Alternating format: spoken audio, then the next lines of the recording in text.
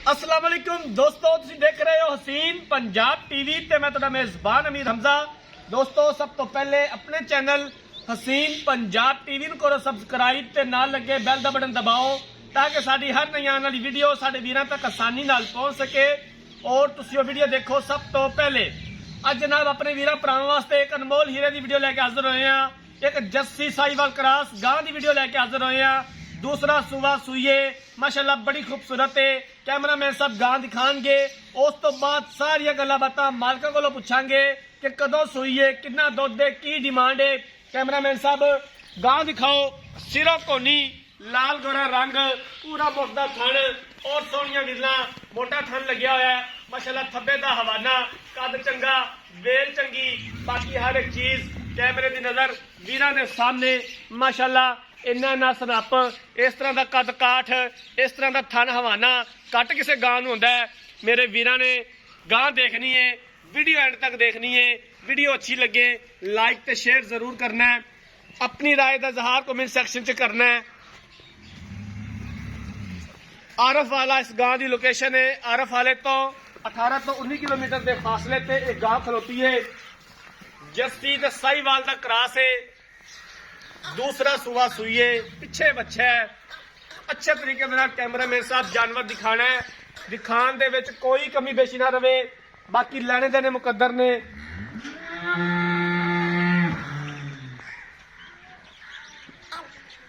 कला कला थान लग्या होया है और मोटा थान है माशाल्लाह। सोहणियां विरलां ने।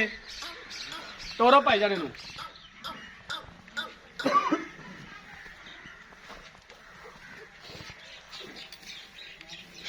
भाई जुल्फकार नहीं तोरो।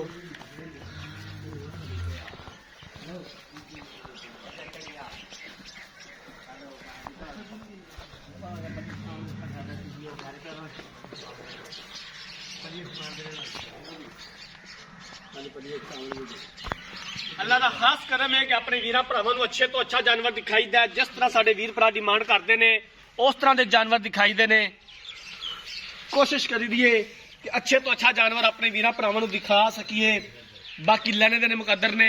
साडे वीरां दा भी काम बनदा है कि वीडियो नूं लाइक कीता करन, शेयर कीता करन, अपनी राय का इजहार कमेंट सैक्शन च कीता करन। कैमरामैन साहब इहदा बच्चा भी दिखा दिओ, बिल्कुल ताज़ा सूइए, नाड़वा नाल है।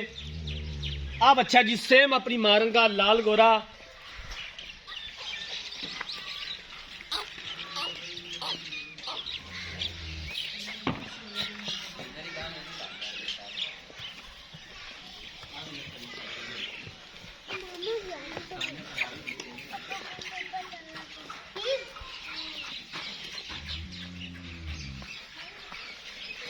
लो जनाब जानवर देख लिया है।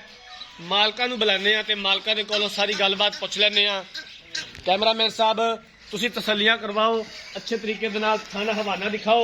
मैं मालका दे कोलों पुछ लेना भाई चलो घर ने इत्थे बंद दे पावे किसी किले ते नूं बंद दे या चाचे नूं फड़ा दे।